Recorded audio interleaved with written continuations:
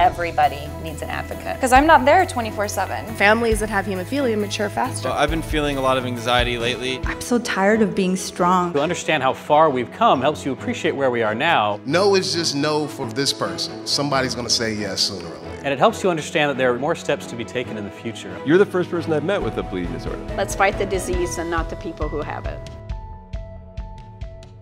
So Devin, you live with severe hemophilia A as well. Yep. You are a junior at Penn State studying forensic science. Yep.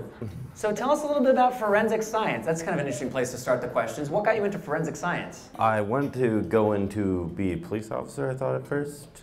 I was always good at math and science, and going into forensics would be the best of both worlds since I knew I could handle it and I could still get the satisfaction of being in the criminal justice system and doing something with my life every day and changing the world for the better.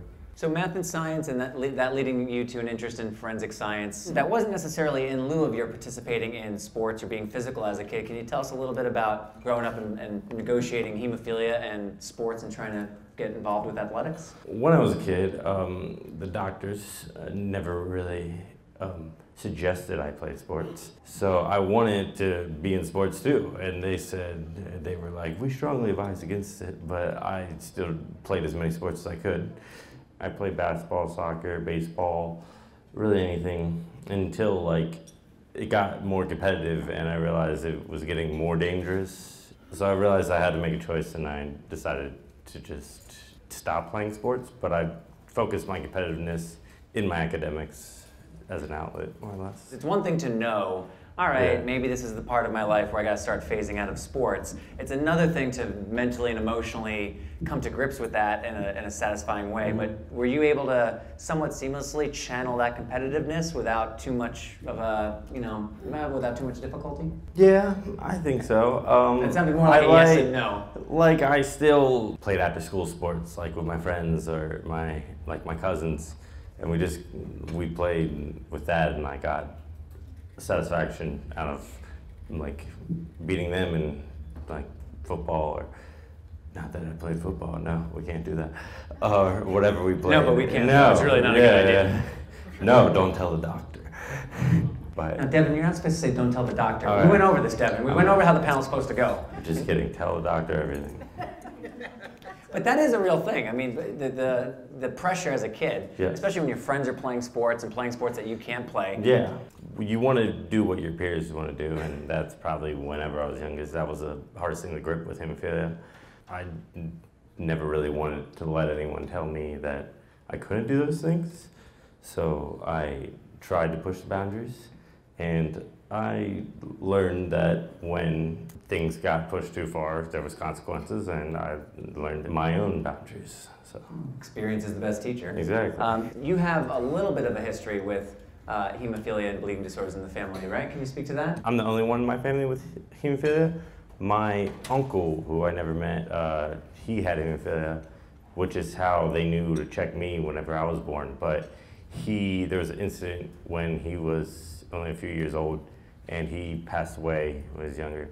I believe, and correct me if I'm wrong, that you didn't meet other people in your age group with hemophilia for quite a while either. No, right? yeah, I didn't know anyone else with hemophilia. The first experience that I had was at the H Ranch. I got to go there 3 times.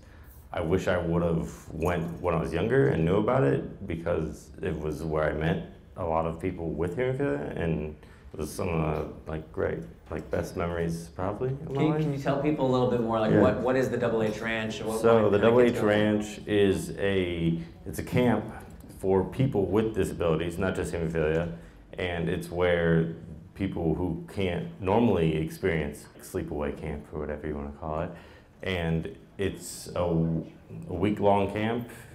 So basically you just get to have the whole camp experience with a bunch of other kids with your either disability or a disability other than yours, and you get to see that you're not the only one out there struggling, especially if you, like me, haven't ever met anyone with hemophilia. And you get to really make some good bonds with some really cool people. It's a once-in-a-lifetime experience. And what did it do for you when you did meet other people with hemophilia? How did that impact you specifically? For me, it really opened up my mind to show that like I'm not alone. I mean, before that point, I never really talked to anyone, and it gave me experiences that I never got to have before, and it allowed me to relate to a lot of people in ways that I never have. It's run by people who know that, yeah, these kids are different, but they also are special and they can handle themselves. They know that you know your limits, and you can just be yourself, or we can meet some really cool people.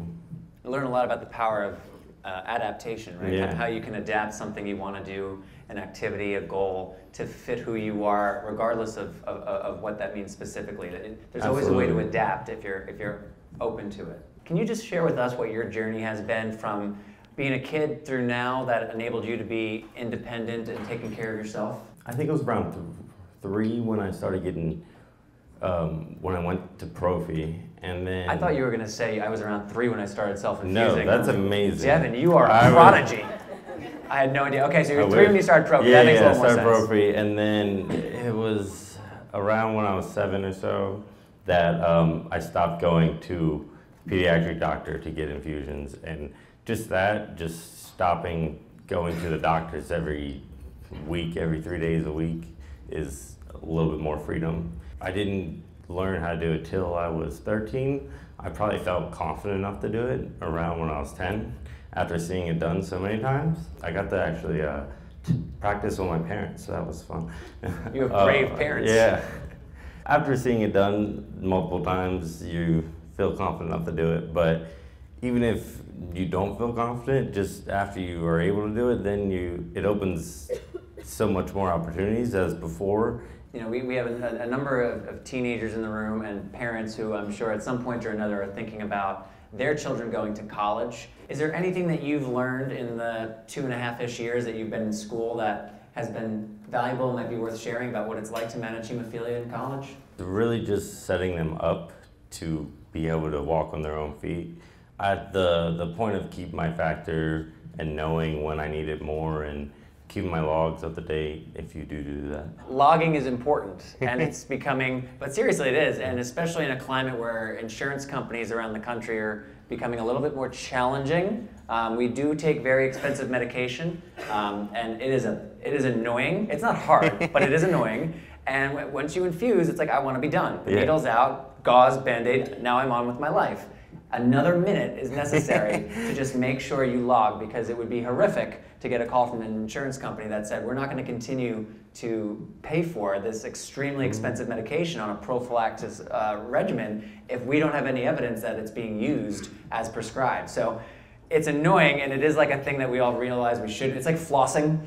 We know we should do it, but how many of us do? But it is truly important, and I think it's becoming more important. So that's my little PSA on logging. Sorry to interrupt you. Oh no, it's fine. The best way to prepare them to be successful is to just make sure they know what to do, and if they're not doing, like if they don't know how to do something yet, or then show them and have them continue to do it. So Kelly, you have a particularly interesting diagnosis, as it were, something that's particularly rare and unique and only somewhat understood. Could you just share with everybody what it is that brings you here?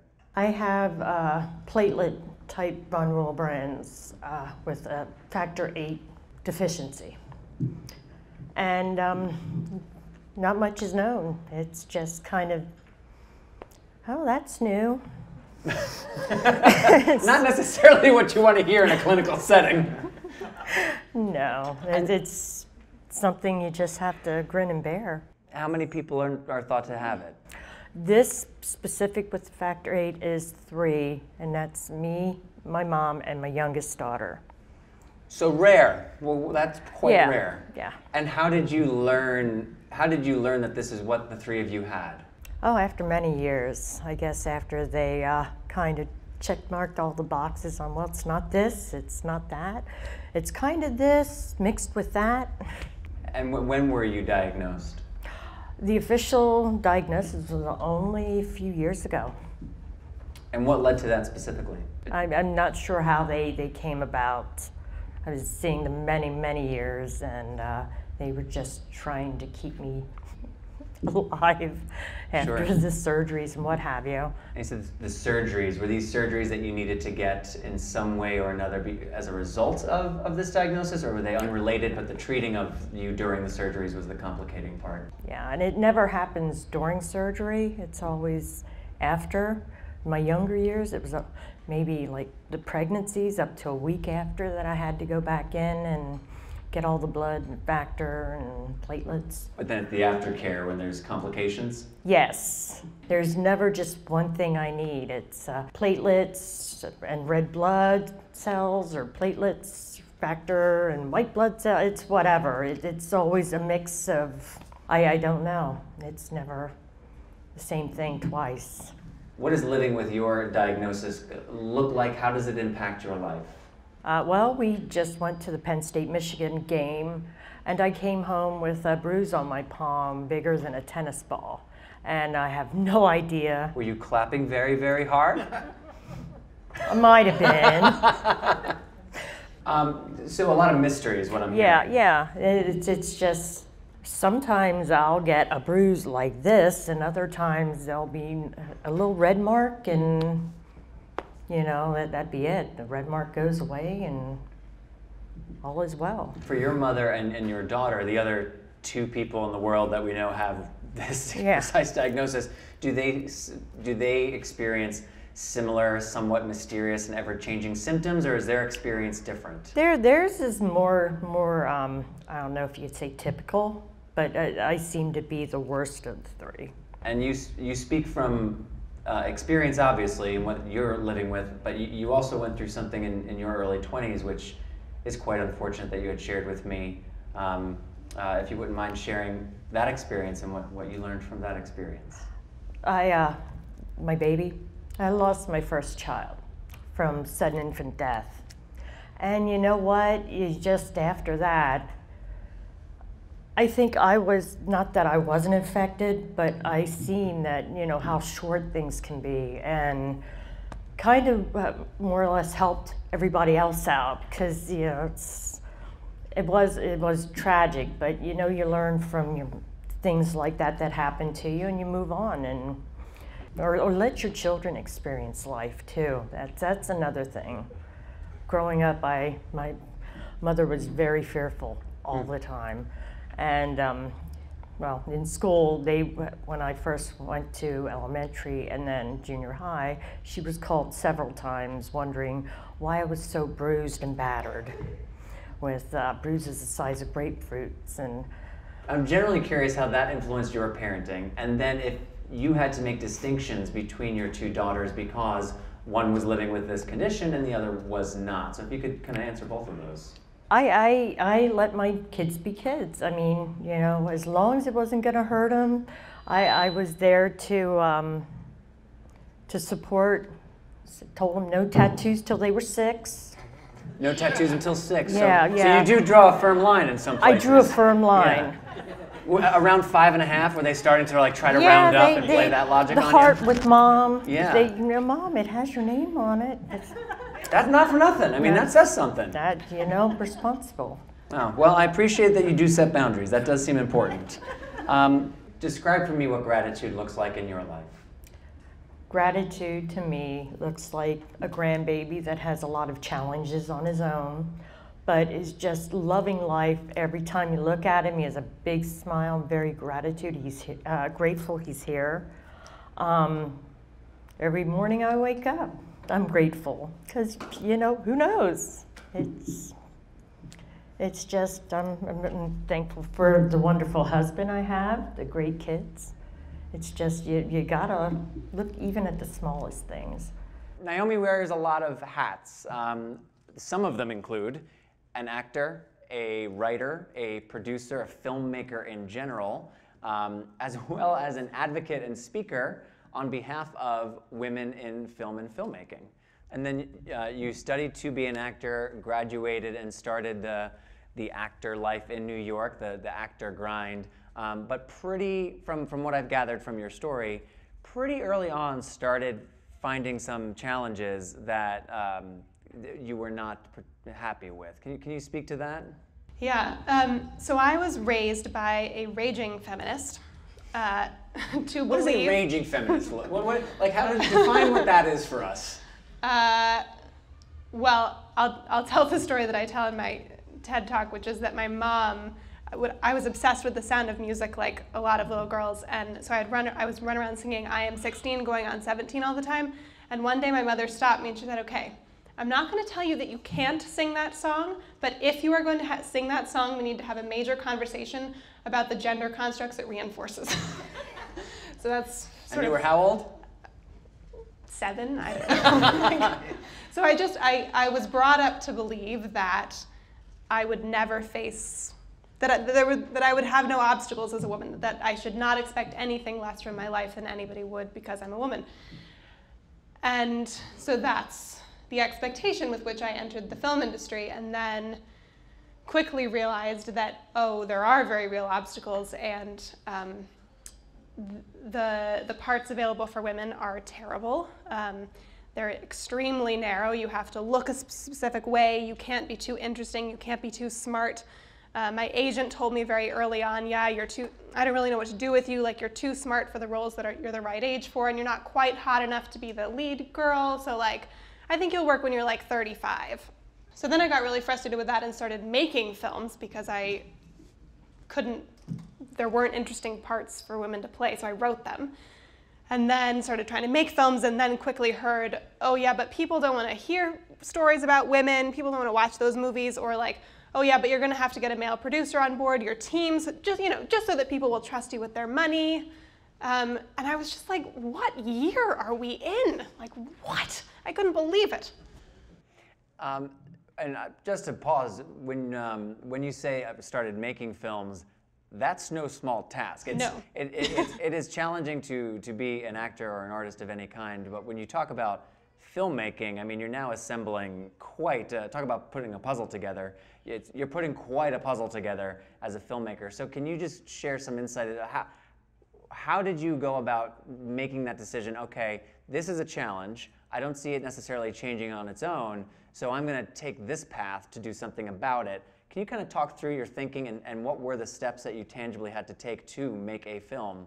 There was never a conscious, like in retrospect I can tell this story, but there was never a point in the moment where I thought, well, like, this is a way around this obstacle, but it was just like the only thing I want to do in my life is tell stories, and stories that I believe in, and play characters that I feel need to be seen, and tell stories that haven't been heard. Like, that is the only thing I want to do in my life.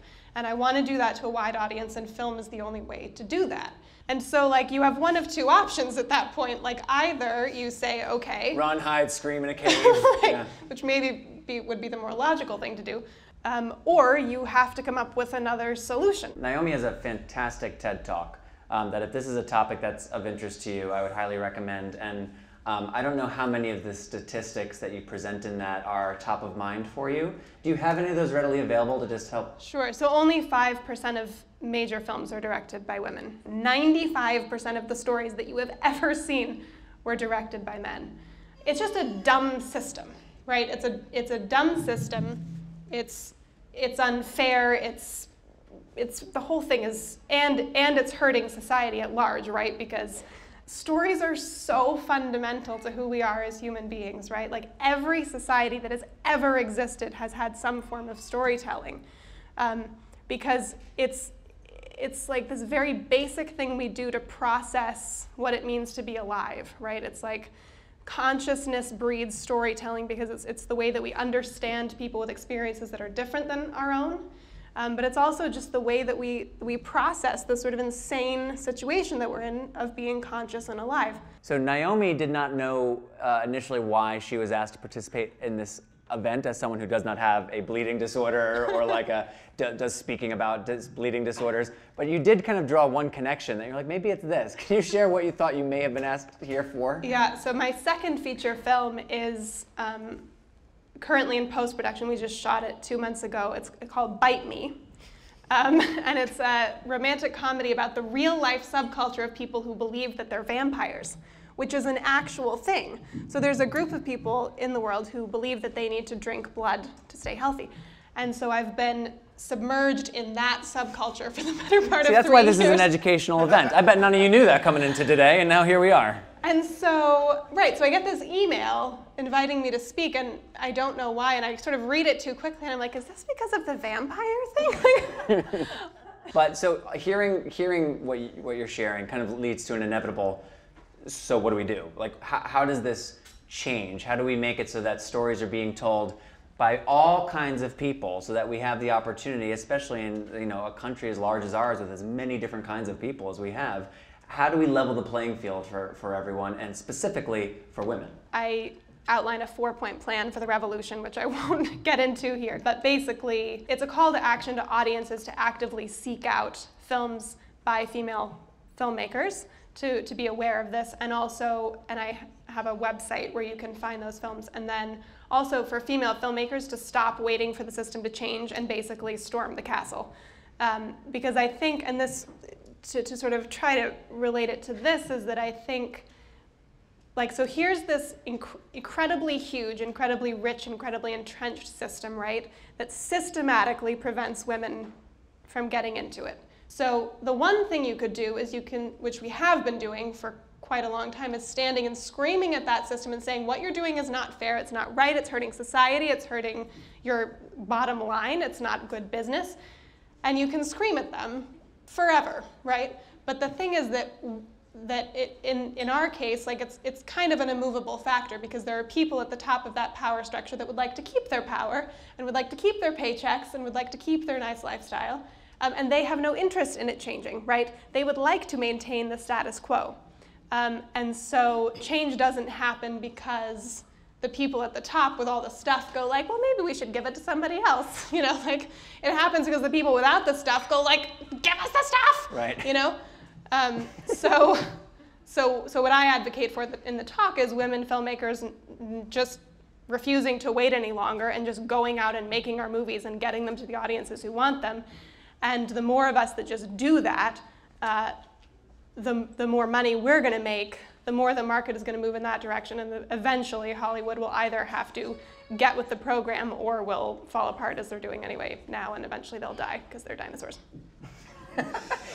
Thank you to Naomi, Kelly, and Devin. One more round of applause for sharing so openly with everyone here. To watch video from any of our previous Powering Through sessions, visit poweringthrough.org, or to learn more about National Cornerstone Healthcare Services, NCHS, visit nchswecare.com.